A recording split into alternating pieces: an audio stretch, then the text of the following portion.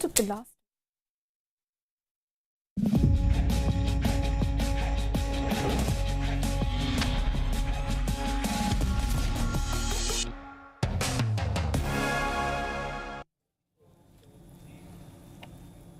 Welcome to WION World of Cricket. Runs galore today at the M. Chinnaswamy Stadium between David Warner and Mitchell Marsh. Well, the second highest partnership that we have seen.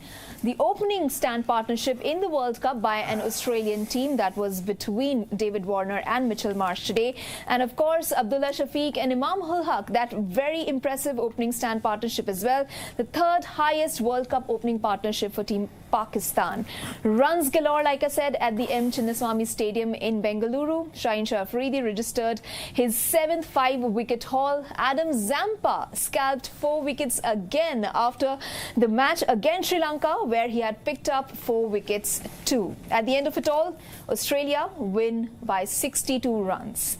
Dav Watmore with me in the studios here as always. Dav, are they back? Are Australia back? Well, yes, they are. We tipped them to do that, but I enjoyed watching that game because you know, they had a lot of good points in it, and it was a little bit closer than what some people may have thought. But at the end of the day, I think the stronger team won. There were so many runs being put up there. In fact, I read a very interesting statistic that said that traditionally, given the stadium, if it was possible to chase 368, this is the place to do it. This is the place to do it. Yep. Pakistan did not manage to do it, however. No. So, no.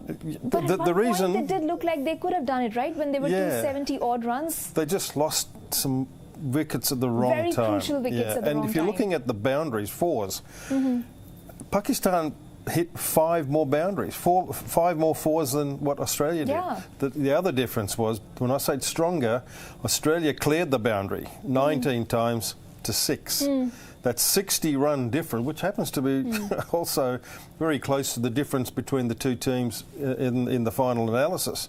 So this is a ground you can chase, there's no question, but things have to go your way, you know, and really after 5 wickets the Pakistan batsmen didn't have enough quality, you know, and the other thing was Australia had 2 century makers, meaning they get a start and they go on. But Pakistan also had some boys who got a start but couldn't convert. Yeah. And that's, you know, that's also a reflection of the strength of the bowling team of Australia. All in all, one saw a lot of, it was a very performance-intensive match, both from the batters and the bowlers from both the teams. Well, on the one hand, you had the likes of Shaheen Shah Afridi, who posted his 7th 5-wicket haul. Adam Zampa may have finally impressed you, I'm assuming. The opening stand partnership between both the teams really impressed. David Warner, we were waiting for him to fire up. He finally does so here in Bengaluru.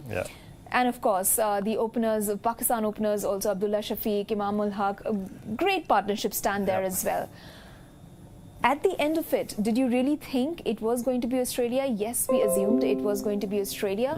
But I would say that there was showing of Pakistan also somehow snuggling in and possibly maintaining that 2-point lead, or rather 4-point lead over Australia from here on. Well, there was a couple of stages you thought, if they can maintain that, if they can maintain a run rate, required run rate of 8 or 9, sometimes 10, then they have a chance. But the pressure to do that, I know it's not 8 runs an over every over, it's an average. But sometimes as a batsman you look up and you think, I've got to get 8 runs, I've got to get 8 runs or 9 runs or whatever the asking rate is. So it always plays on your mind, and it sits heavy. So it takes a special type of batsman to be able to navigate through that and to, you know, to get over the line with it, as it were, but they just weren't good enough, because I think the Australian attack was also fairly strong, and you had to, you know, almost, you know, concentrate even more than 100% to get past that hurdle. Since Australia are the winning team, let's quickly take a look at the bowling attack. You had Zampa there, who took Babar Rizwan, Iftikhar Ahmed and Mohammad Nawaz. Then, of course, Stoinis with the opening wicket scalps of Abdullah Shafiq and Imam ul Haq. Hazelwood, very, very stingy with runs. He took Osama Mir. Pat Cummins, Shaud Shakil. Yeah, there's Zampa. Beautiful. You know, here's a wicket taker. That's why you have a wrist spinner in the team, Isha. Shamsi, Kuldeep Yadav for India. Those guys have the potential to take a wicket. They won't always do it, but they always look like they might be the one to give you a wicket. And this guy now, this effort today was the best he's bowled. He got 4 last game, but you know, nothing like today. Yeah. Today was a little bit under pressure. A good batting wicket, and he actually produced the goods. And I'm very pleased for him because you know, we all know what he can do, and he wasn't doing it. Marcus Stoinis' figures have just come up here, and also he chimed in with 2. A little, you know, nonchalant type of bowler. He just ambles in, but he mixes his pace up pretty well, and bowled a lot of short ones. Yeah. And was rewarded on a couple of wickets. Good catches in the outfield. Australia did drop 2, but Pakistan dropped more than that, you know, and that's also a little difference which many people will overlook. Before we go on to taking comments, because we've been getting a lot of those, we didn't have enough time to take those comments for you during the mid-innings. If we can very quickly now look at the road from here on. As we headed into this match, we said this match was very curiously poised. Have a look at it now. Yes, beautiful. Yes, tables have turned. Pakistan were ahead of Australia, at least 2 spots above Australia before the game began. Oh, now now they're in the 4. Yes, while they're equal on points, but then, of course, they are in the top 4 now. Eesh, we need England to win on Sunday. Yes. And then you got 1, 2, 3, 4 teams on 4. They manage to always do this, don't they? They manage to just somehow just scrape in the middle of the tournament and then come in the top 4. It's still early days, right? They got another 5 games to go. If we can just take a look at those games, actually, if you just take a look at the next fixtures that Team Australia is playing first up, well, they have already played India. They've lost to India, they've lost to South Africa, and against Sri Lanka they have won.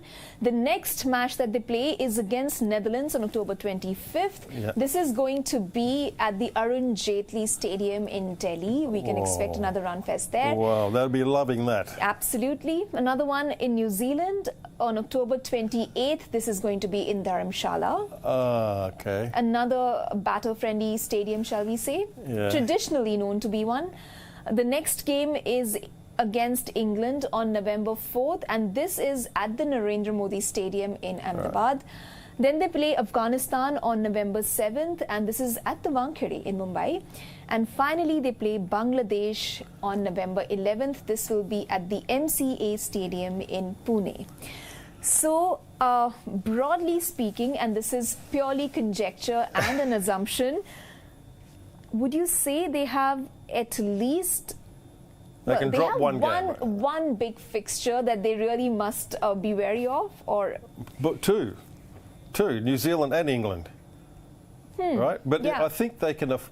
It's fair to say on this form and this performance, Netherlands, Afghanistan, Bangladesh. Yes. Okay, so that's 3 plus 2. They've won now. That's 5. So if they can win one of those 2, New Zealand or England or both, they're absolutely through. Given the current form, should they really be worried about England? I should not be saying that. It's a little harsh. No, they should be worried about every team, really. I mean, you don't go into any match thinking, oh, this is a cakewalk. Particularly when we've had a couple of upsets, you know. 2 of those teams who are yet to play, they cause the upset. So that's a given. But at the same time, you would like to put a tick against, you know, all 3 of those, to be honest. So it comes down to New Zealand and England, and the New Zealand-Australia game is a big rivalry game. That one, across the ditch, you know, from New Zealand to Australia, that little body of water. the Trans-Tasman is called the Ditch. So, you know, that's going to be a really good game. And depending on win or lose, if they win, okay, then England game is also important, but at least they have won one of those two. Yeah. But I have it's going to be really, really good. It's hotting up now. Yeah, absolutely. Now let's take a look at Pakistan's next 5 fixtures in the World Cup, and let's see who have the task cut out tougher for themselves. Okay, looking at Pakistan. Pakistan next play Afghanistan on October 23rd. They have already played Netherlands, against whom they won. They've already played Sri Lanka, against whom they won, and India, against whom they lost. The game against Afghanistan is going to be played on October 23rd. This is at the Chidambaram Stadium in Chennai. Then they play South Africa on October 27th at the Chidambaram Stadium again in Chennai. Bangladesh on October 31st, and this will be at Eden Gardens in Kolkata. New Zealand on November 4th in M. Chinnaswamy, Bengaluru.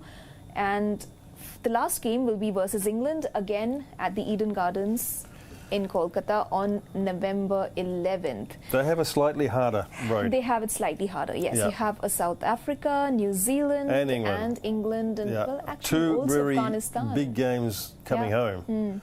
So, you know, if they can qualify with that, I think you need to take your hat off and give them a clap and say, well done.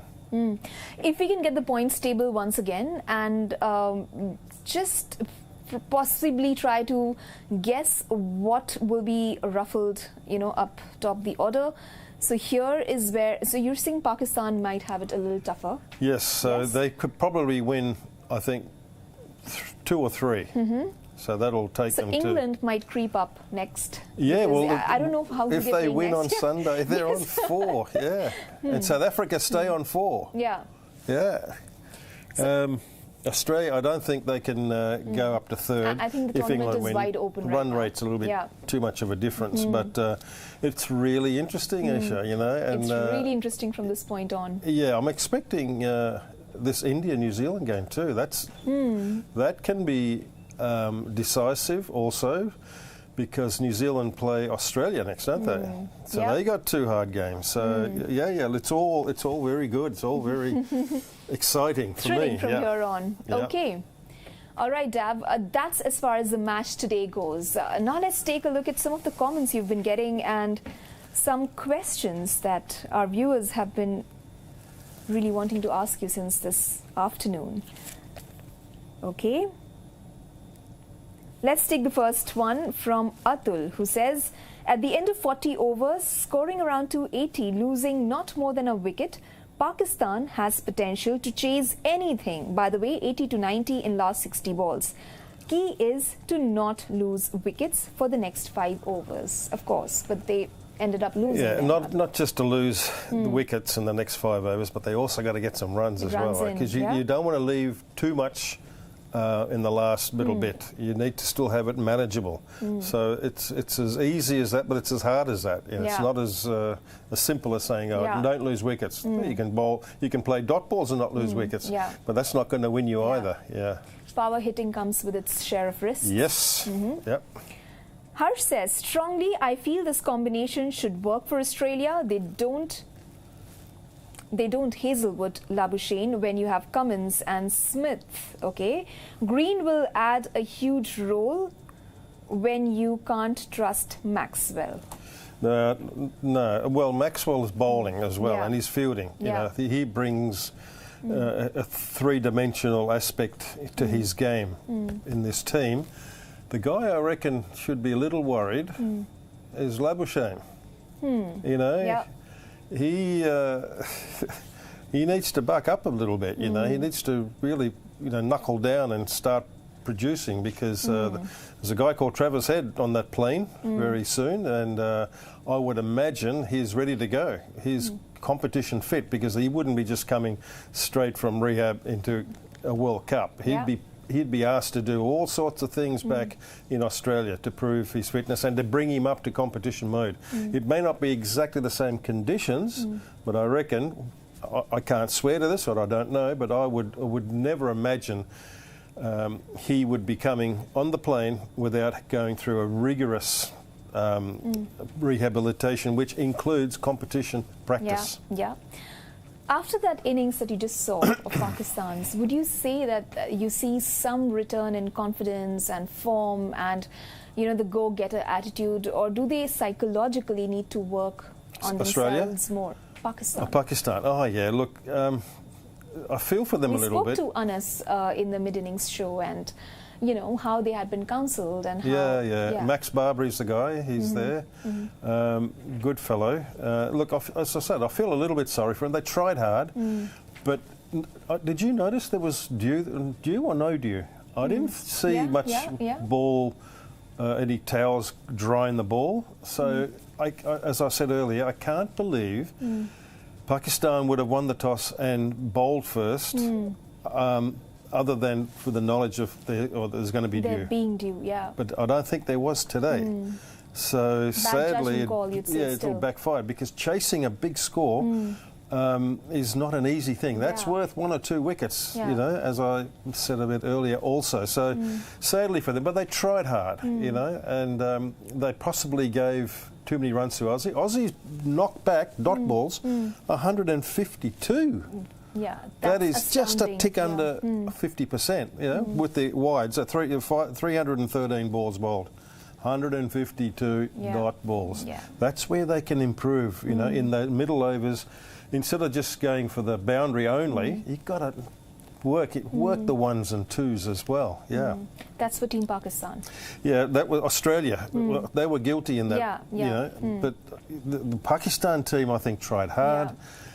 They could have made it a bit easier for themselves because they bowled okay, and Australia weren't taking as many singles, so they just weren't good enough on the night. And Pakistan did try to redeem that first innings there, especially after in the last 10 overs. Yes, they brought it back. Yeah, absolutely. Australia were only 3 down at the start of the 41st over. 3 down. Yeah.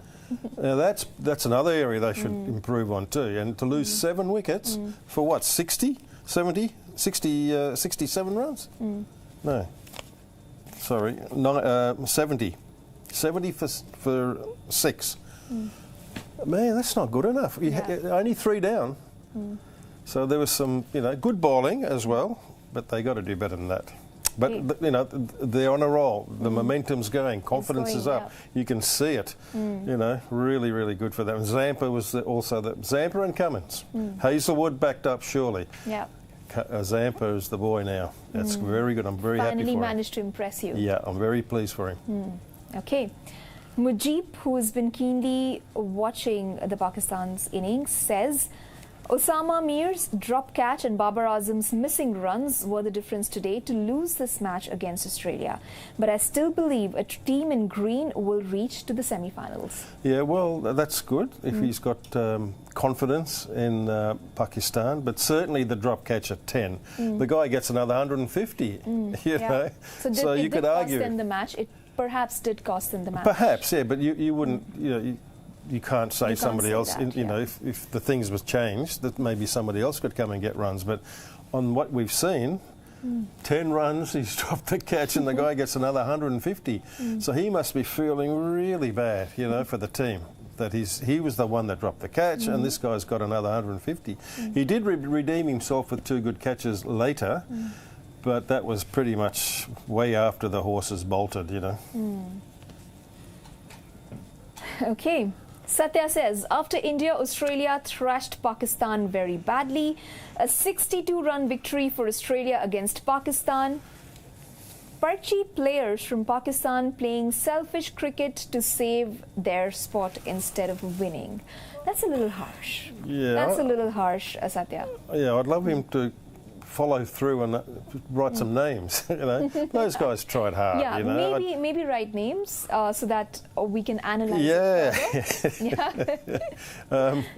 I'm with you. I think it's a little harsh, and I didn't see clearly that they were playing for themselves. They had to play to win. They have to try and get that extra 2 points, but it was just a little bit beyond them. Sure. Sure, Satya, it's an opinion. Why don't you give us the names later on and we will try to analyze it further on cricket metrics. Okay, Ratnesh says Pakistan is an average team. Most of the Pakistanis can't understand this. Your number one ranking was just by fluke, winning against B or C teams in Pakistan highway tracks. Stop giving so much hype for your team. Well, you can only, my comment with that is you can only, win whoever you're playing against. And some of it happens to be in their home conditions, like Bangladesh. Bangladesh beat England in their home conditions, 2-1. Yep. So that's a fact. You can't change that. But certainly they're tested more in this competition, as all teams are. Yeah. There'll be always reasons why certain teams won't be able to play their best 11 on any given day. Certainly with India, that happens a lot because they play so often. But in a World Cup fixtures, you're going to get the best playing the best. Yeah. The next one comes in from Angal, who says, as you all know that Hardik is injured, so what do you think? That to play Shardul Thakur or Ravi Chandra Ashwin instead of Surya Kumar at the 6th position, as they will give an all-rounders performance to India? Well, this perhaps for India's next team. Shardul Thakur or Ashwin? Yeah, he is an all-rounder of sorts, but he's not Hardik Pandya, And he, despite him trying really hard, and he does a reasonable job, he's been a bit expensive. So I think his position could be a little bit in jeopardy because you'll only have 5 bowlers, because taking Hardik's place, I firmly believe it'll be a full batsman at number 6. I'm suggesting Surya Kumar Yadav. So therefore, you only got 5 bowlers left. And if one of the 5 is Shardul Thakur and he's been hit around for a bit, then would it not make sense to go for a full bowler? And what a full bowler you got sitting on the bench in Mohammad Shami. But if the wicket suggests by some stretch of the imagination it's going to turn, then you got another great player waiting to come in. Ashwin, So 5 full bowlers, I think, and Surya Kumar to bolster the batting at number 6. That's what I think. Actually, Gautam also asks the same question. If Hardik is not available for India versus New Zealand, then who will replace him in playing 11? Dav already answered that question for you. Okay, Saeed says, winning from a bad start and messing after a good start, that's why one set batter needs to anchor the innings to finish the game where they lost. Where did they lose? Experts. This is Pakistan, right? And pretty much he answered that question as well, right? If you ideally have at least one player who can go all the way and get 100, just like the Australians did, it makes it a little bit easier for the others to work around him, chip around him. So that person can keep going. He's still capable of hitting a boundary, but he's there to just ensure that he's ticking that scoreboard over, but more importantly, he's a set batsman batting deep. Good point. It's correct. Good point. Okay, Atul says, not trying to be funny, but Pakistan batters looked more like an assortment of T20 pinch hitters. Proper cricketing play is far and few. Sorry. Yeah, with Iftikhar coming, that was, I think, mainly attributed to him. He hit some big ones and over a short period of time, threatened to take the game away, in fact. Yeah, look, I think on that pitch, most teams will look good as with their batting. Most teams would look good. So that's a good point. Yeah, but you needed to have a better effort. They just weren't strong enough. So that was a difference. 60 runs, still a decent, difference between the two teams. Could have been also closer. Okay, a compliment for Team Pakistan as well. Our viewer says, this is some great comeback from Pakistan bowling. I think this is after the first innings. Agree. It will give them a lot of momentum and confidence while going back.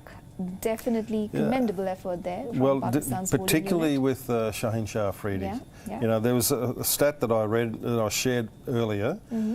Before his injury, he had a long injury layoff. Before that, he took 30 wickets in the first 10 overs. Power play specialist. Since he came back, 8.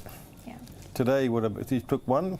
Well, I don't know. If he'd taken one in the first 10, he had one dropped, I know that. So, but good to see him come back in his second spell and his third spell. You know, that's what they needed, and he did an extremely good job. And he seems like his rhythm's back, and more important, his confidence. So that's good for him and good for Pakistan moving ahead. Okay. How good were Marsh and Warner at the top? Wonderful. Yeah. Really. But the only thing, Sahil, the only thing is when they cross that 10 over mark and the 20 over mark, there's a lot of dot balls. Yeah. You know, a lot of dot balls. Some good shots went to the fielder, but the intent to drop it and run, I didn't see that, you know, and maybe because I think, oh, it doesn't matter, I'm going to hit the next one or the next few or cross the boundary, and they did that too. But if the game got a bit closer, that's one of the differences that would have been very important. I'm sure they would still review that a little bit, but it was a good victory today. Okay. All right, so just a couple of more comments, Dav, before we call it a day on our proceedings today. This one comes in from Jay, who asks, Warner loves playing against Pakistan. Is he an underrated opener for what he produced in world cricket? Underrated? No. I think he's ranked pretty I good. I think most teams too. would be planning to get him out, you know. So, but he possibly likes, I don't know if it's true, Pakistan as an opponent. You know, maybe he loves it. He gets more runs against Pakistan than others. Okay. Particularly other Chinnaswamy. Yeah. Raj asks, Shaheen showed his class against such an attacking batting lineup. A few words on him. Well, Dab already spoke extensively. Like he did a wonderful job, Ish. You know, really. Job, 5. He was on a hat trick too, and he played a major part in restricting that opposition to 360 odd. All right. Okay, well, that was our game today that we thoroughly enjoyed watching. It was Pakistan versus Australia. That brings us to the end of the coverage on this post-match show, but we'll be back again tomorrow. 2 big fixtures lined up again. It is going to be England versus South Africa and Netherlands versus Sri Lanka. That's the first one. That's in the morning, and then we have England versus South Africa. We'll be here getting you all the updates, previewing those games for you, also reviewing them for you. So make sure that you stay tuned to WION World of Cricket.